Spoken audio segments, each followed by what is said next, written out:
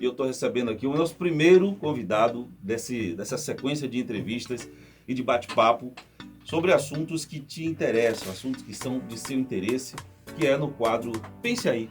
O que eu pense aí? Pensar, pense.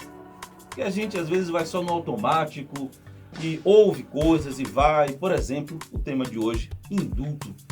E foi um tema bastante falado nas últimas semanas, quando o presidente deu um indulto a um deputado que estava preso. E algumas pessoas, tá beleza, indulto, soltou, tá ok. Mas o que é isso? Quem tem o direito de receber o indulto? Porque aí agora todo mundo que está preso, eu também quero indulto. Pô, todo mundo quer indulto, até eu pedi um indulto à minha esposa, dá um indulto aí no mês. Ela, não, aqui não tem indulto não, comigo essa prerrogativa não é válida não.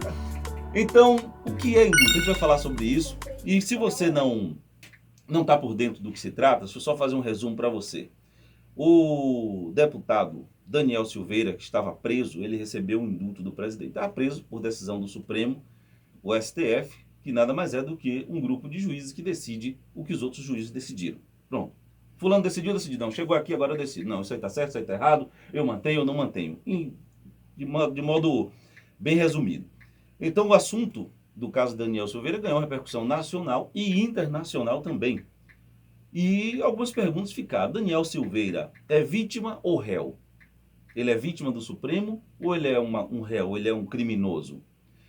É a prerrogativa de um parlamentar ameaçar ministros do Supremo e seus familiares de morte? Um parlamentar pode fazer isso porque ele tem a imunidade parlamentar? Ele tem direito de pregar invasão do tribunal e seu fechamento?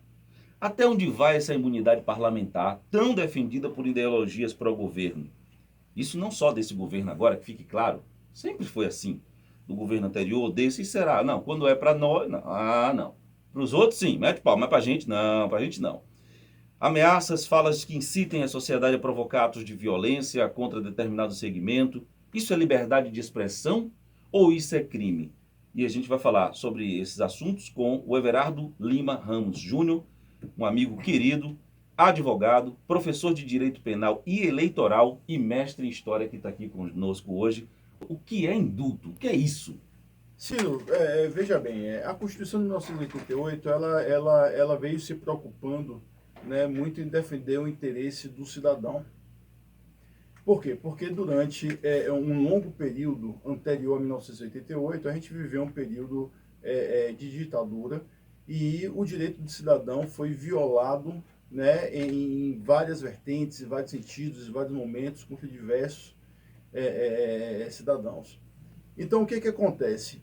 A Constituição ela prevê algumas formas de perdão da pena. Não é a absolvição de um crime eventualmente cometido pelo indivíduo ou por um grupo de indivíduos, mas sim perdoar a pena, suspender, sustar os efeitos da pena.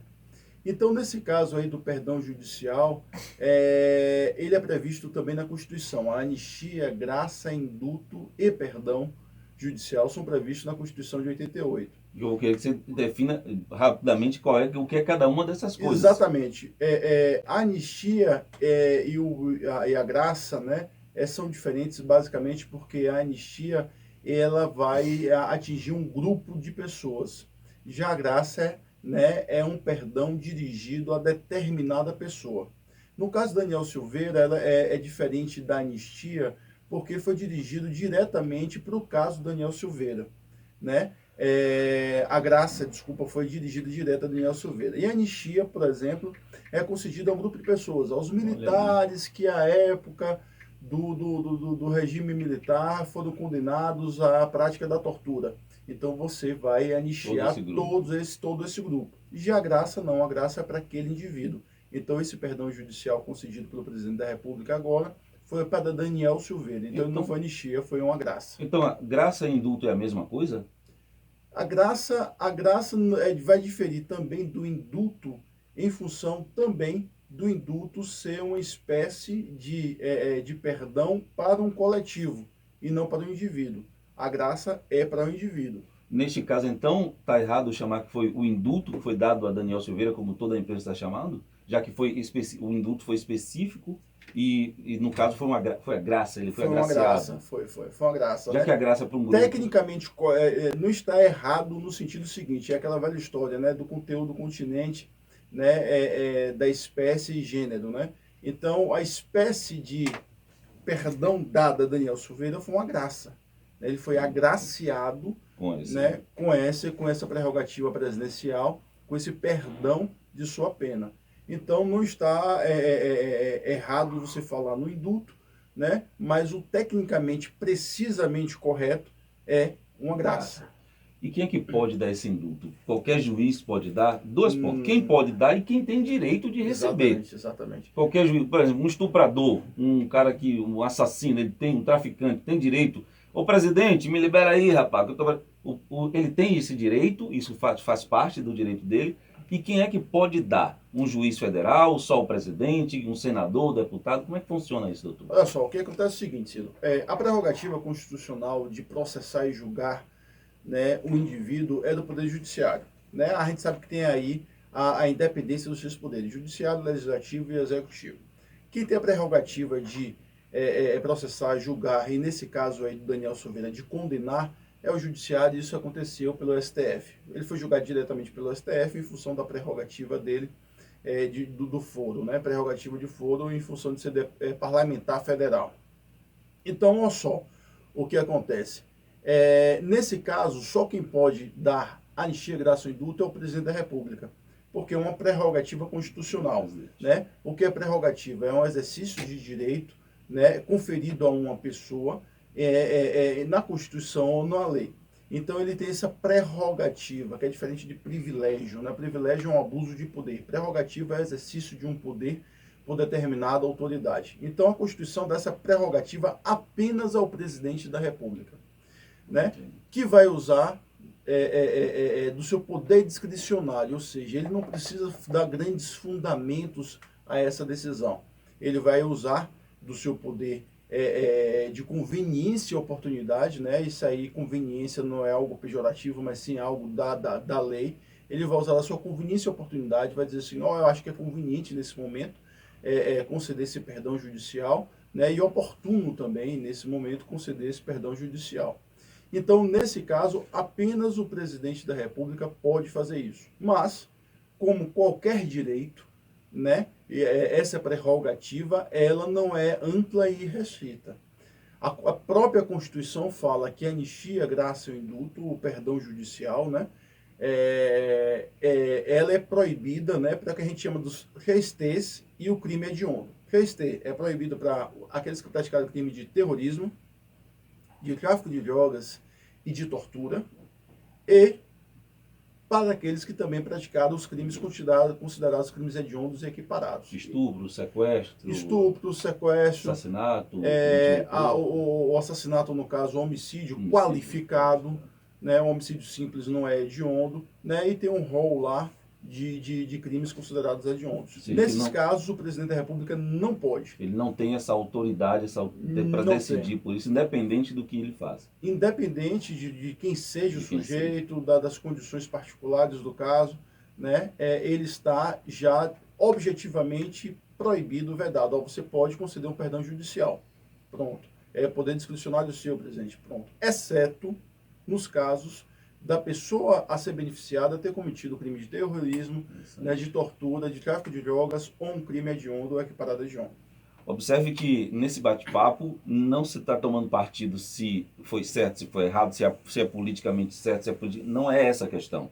Está focado apenas no que é prerrogativa ou não, ou seja, que é liberdade, o direito do presidente ou não de fazer. E pelo que eu entendi, então, ele tem total liberdade para fazer, mediante dentro da Constituição que estabelece, e sem precisar explicar o porquê. Eu quero que seja assim e ponto. É isso? Exatamente, resumindo? ele tem um poder discricionário para fazer isso, né? Na grande maioria das vezes, deve-se motivar o ato. O que é motivar o ato? É você justificar, dar fundamentos a esse ato, né? E ele deu fundamentos a esse ato. Ele fala lá que acredita que o Daniel Silveira estaria sendo perseguido pelo STF, né? Porque eu tenho cá minhas dúvidas, né? Mas na grande maioria das vezes, o fundamento é um fundamento meramente técnico, meramente de lei. né? E a lei coloca lá, a lei de execução penal, ela coloca lá alguns requisitos. Alguns requisitos são requisitos objetivos, por exemplo, a quantidade de cumprimento de pena, ou se o sujeito já cumpriu 3/5 da pena ou 2/3 da pena, e somado, né, a um requisito subjetivo, né, a boa conduta carcerária, ou seja, ele precisa lá de um atestado do diretor do presídio de que ele tem uma boa conduta carcerária. Somado esses dois requisitos, ele vai poder ter a saidinha, por exemplo, né, a saidinha de dia Natal, que é diferente do perdão judicial. A saidinha de Natal, Dia das Mães. São 4 saidinhas, né? Natal, Dia das Mães, Dia do Pai e Páscoa. Né? Não podendo ultrapassar, salvo engano, 40 dias para somatar o dia de todas. Né? Então, tem isso? Eu não sabia dessa parte. Eu acho que ele podia sair, eu não sei, não sabia nem quanto tempo é, mas então não pode. Ele pode sair em todas, porém não pode somar mais de 40 dias por ano. E as saidinhas são curtas, né? Eu não vou lembrar agora exatamente o número de dias, mas a gente somando aí, daria no máximo 10 dias de saidinha. E a saidinha, Ciro, o que acontece? A saidinha não é para beneficiar o réu. Não é apenas um gracejo para o bandido, como falam por aí. A saidinha faz parte do programa de ressocialização. Isso tudo em tese, né? Porque o exercício do Estado, no final das contas, ele é muito falho, né? A lei é perfeita, ao meu ver. Quando eu vejo pessoas falando, precisa mudar a lei, não precisa mudar a lei, precisa mudar, né, a aplicação da lei. O Estado falha muito quando bota poucos juízes, poucos policiais, poucos agentes de segurança pública, né, que não tem condições de ir sozinho ou com o contingente mínimo que tem, executar a lei. Então a saidinha, ela faz parte, né, de um programa de ressocialização. É para que o indivíduo, de uma hora para outra, não abre a porta da cadeia e fala, vá para a rua. E o sujeito já perdeu o contato com a família, já perdeu os vínculos sociais, já perdeu os vínculos profissionais. Então essa saidinha é para que ele vá, aos poucos, retornando ao convívio social e vá se reintegrando, se readaptando. A gente sabe que isso não acontece porque o Estado não tem como fiscalizar todos esses presos que estão na rua, o Estado não tem como reeducar, não tem reeducado esses presos que estão lá dentro. Então tira o sujeito do mundo do crime enquanto ele está preso. Mas assim que ele volta para a rua, ele volta a praticar porque ele não foi ressocializado. Mas isso aí é a primeira vez que eu estou ouvindo essa visão da relação à saidinha, porque via de regra o que a gente ouve? Agora é hora de soltar vagabundo. Exatamente. Dia das Mães, vagabundo não tem mãe, não tem pai, mas ele solta o Dia das Mães. Natal, um monte de marginal solto na rua. É assim que a sociedade vê e muitas vezes até a imprensa fala dessa forma. Mas olha a visão que foi colocada aqui, do ponto de vista do direito, né? O objetivo não é soltar marginal criminoso. Ele vai sair uma hora ou outra. Sim, né? Sim, Ninguém sim. pode ficar mais de 30 anos preso, né? Sim. É o limite, não é isso? Exatamente. Então, uma hora ou outra vai sair. Então, a ideia em si é melhor ir soltando para ele ir se ressocializando, tendo contato com a família, com as pessoas, para que quando ele saia definitivamente, ele esteja amparado e continuar a vida dele dentro da sociedade. Exatamente. Mas, como você falou, às vezes, na maioria das vezes, não é isso que acontece. Ciro, a gente pode mudar, e aí eu vejo aí os programas de televisão, como o exemplo de Datena, por exemplo. Precisa rasgar esse código penal, precisa rasgar esse código de processo penal, jogar fora, fazer outro, papapá. Eu acho tudo isso uma loucura e infundado, né? Por que eu acho infundado? Porque o código e a lei, ele em sua subjetividade, em sua no seu caráter abstrato, né? Ou seja, o código não vai se auto-aplicar. Né? A lei não vai se auto-aplicar. Quem aplica é o Estado. Agora, como é que a gente aplica a lei do jeito que ela é, se a gente não tem contingente policial? Se o Estado não dá contingente policial? Se o Estado não equipa a polícia? Se o Estado não consegue monitorar esse preso que está saindo? Por quê? Porque não tem tornozeleira eletrônica, porque não tem policial que possa fiscalizar, né? Se o Estado não coloca um número de juízes que na verdade, 50% daquilo que a gente precisa. Então, eu acho que se o Estado colocar o contingente de material humano e de equipamento tecnológico para que as pessoas possam executar a lei, a gente vai conseguir efetivamente dar razão, né, e dar aplicabilidade àquilo que está no papel. Eu vi recentemente uma entrevista de um advogado muito conhecido, professor também de direito. Ele disse que às vezes as pessoas sempre apontam para o advogado da área criminal e diz que o advogado criminalista defende bandido. E ele disse uma frase que eu nunca tinha pensado por esse ângulo. Ele disse, não, quando a gente defende aquele que é acusado de um crime, na verdade nós estamos protegendo o inocente. Estamos dando também a ele aquele que a Constituição diz que é direito de defesa ampla a todas as pessoas que sejam acusadas de crime. Ou seja, imagine se um inocente seja acusado de um crime que ele não cometeu, e porque ele é socialmente condenado pela imprensa, pela sociedade, que carimba sentenças em suas manchetes. Teve um ministro que disse isso uma vez, não lembro quem foi, que a imprensa carimba sentenças em suas manchetes, quando diz culpado, criminoso, antes de ter transitado julgado.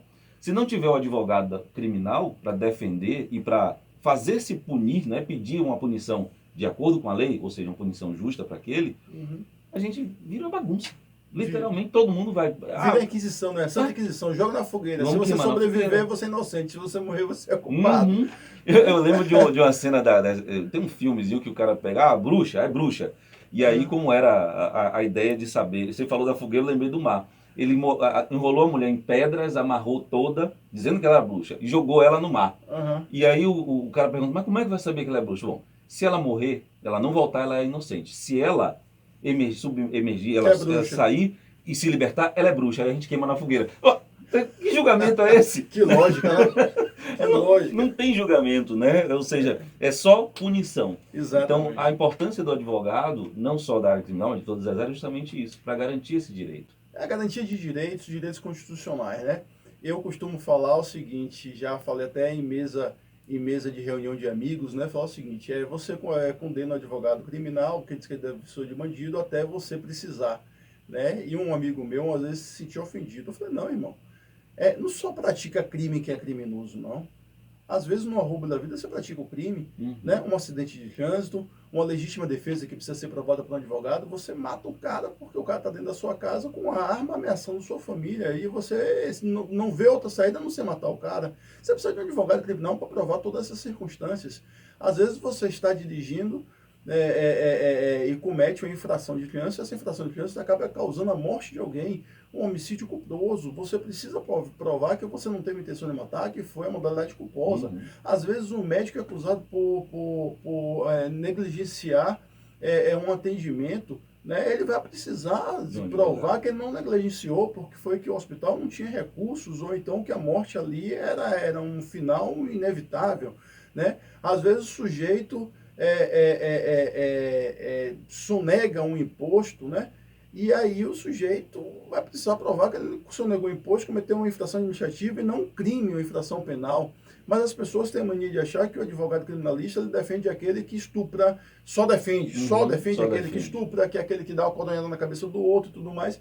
E a bem da verdade não é assim, né? O advogado criminal, né, ele está ali para garantir o direito, ele não está ali para ser aliado de quem cometeu um crime, né? Ele está para garantir o direito de o sujeito ter uma condenação justa, por exemplo, não é só para absolver, botar o cara na rua para voltar a cometer crimes, né? Tem sujeito que eu já vi, que foi condenado a 117 anos, como é o caso daquele Lindbergh Farias, que cometeu aquele crime bárbaro com a menina Eloá e os amigos, né? 117 anos, mas depois o advogado atuou no sentido de reduzir a pena dele para 60 anos. Aí você fala, qual a diferença? O cara vai morrer na cadeia de qualquer forma. Existe diferença, porque o cálculo da progressão de regime para a saidinha e para ele passar para o semiaberto, por exemplo, é em cima de 60 e poucos anos e não de 117 anos, né? E por aí vai. Então é preciso que se veja a advocacia criminal como uma prerrogativa também constitucional, né? E não um benefício ou um instrumento para a absolvição de um bandido. Everardo, fugindo um pouco aqui do assunto indulto, que a gente já acredito que já concluiu, né? Você explicou muito bem como bom advogado e professor que é. Com relação a essa questão da pena, né? Que seja, o cara foi condenado a 100 e tantos anos, 200 anos e tantos anos. Você acha que quando é um crime que tem uma repercussão midiática muito grande, que sai no rádio, na televisão, em todos os jornais, isso influencia o júri e o judiciário a tomar uma decisão, a pesar mais a mão naquela pena, para dar uma resposta social à imprensa e à sociedade, do que ele ir estritamente o que diz a lei naquela pena? Isso acontece? Eu estou absolutamente certo disso, né? Essa matéria vem sendo discutida nos bancos da academia há muito tempo, né? Chegou a vários momentos ser teses de PhD, né, de pós-doutorado, e começou a ser discutida no caso da escola base. Quem puder ir assistir os documentários, e tem um livro, o caso da escola base, em que um casal, né, donos de uma escola, foram acusados de pedofilia, né? E no final das contas, quando se foi apurar, tudo aquilo que foi noticiado na mídia não tinha nenhum embasamento, não tinha fontes, era tudo especulação. Mas aí o juiz, Ciro, o delegado, são seres humanos, né? O promotor de justiça, o policial, são seres humanos e sofrem a pressão que a gente sofre. Por mais que eles tenham um preparo técnico diferente do preparo técnico que a gente tem, eles acabam sofrendo uma pressão da mídia, uma pressão da população e dão uma resposta. E na maioria das vezes eles sofrem a pressão não só para dar uma resposta, mas para dar uma resposta esperada pela população e pela mídia, né? Então existe aí um enorme, às vezes até inafastável influência daquilo que se é noticiado. Porque às vezes uma inverdade dita várias vezes se torna verdade, né? E aqui o último caso que eu pude acompanhar o processo, porque um grande amigo advogou, foi o caso da médica Kátia Vargas, né? Aquele caso da médica que do atropelou o acidente casal ali na Ondina, né? Isso, tô lembrado. E a gente ficava sem saber o que fazer, porque a gente via que a mídia relatava os fatos, mas relatava os fatos de forma midiática, né? E como pode deixar de ser. E, na verdade, os laudos apontavam questões de ordem técnica que estava sendo dada uma eloquência muito grande. E aí a gente pergunta, né? É um caso que está na televisão, no Jornal Nacional, né? E está sendo todos os dias publicado na TV baiana, né? Como é que a gente faz para a gente afastar todos os jurados? A gente vai botar ela para ser julgada em Marte? Não tem como, né? Porque está todo mundo assistindo, todo mundo já está certo do que fez, né? Então, a gente precisa ter muita cautela com essas notícias, porque a gente sabe que nessa questão viral aí da rede social, até linchamento já teve de pessoas inocentes, né? Porque a galera começa a ver aquela notícia, não sabe muito bem de onde veio, não sabe muito bem qual é a fonte, qual é o fundamento, toma por verdade e acaba fazendo bobagem. E a justiça acontece da mesma forma. Agradecer mais uma vez sua presença, desejar um bom dia, e quem quiser falar com o Everardo, entra no site da OAB, está lá também seus dados. Né? Qualquer advogado. Qualquer advogado, a gente tem excelentes advogados aqui na região, muitos bons advogados, eu posso atestar porque alguns foram meus alunos, não porque foram meus alunos, né? Mas porque a gente acompanhou, conheceu ali, né? A gente tem uma gama de advogados excelente aqui no Baixo Sul, né? E vocês estão bem abrigados aí. É só apertar a mão daquele que inspira confiança e abraçar e seguir em frente, que vocês vão ter boas defesas aí. Eu sei disso. Só tem uma pauta que a gente não vai trazer outro advogado, que é a cadeira cativa dele, que é do Carlos Vasconcelos Maia Filho, que é o direito de família, que é saudações rubro-negra, defensoria pública. Muito gente boa, muito gente boa. Agora eu disse a ele, quando for o seu dia, eu vou com a camisa do Bahia e te dar uma caneca do Bahia. Ele é rubro-negro, torcedor do Vitória. Não dá certo. Everardo, bom dia, muito obrigado. Bom dia, meu amigo.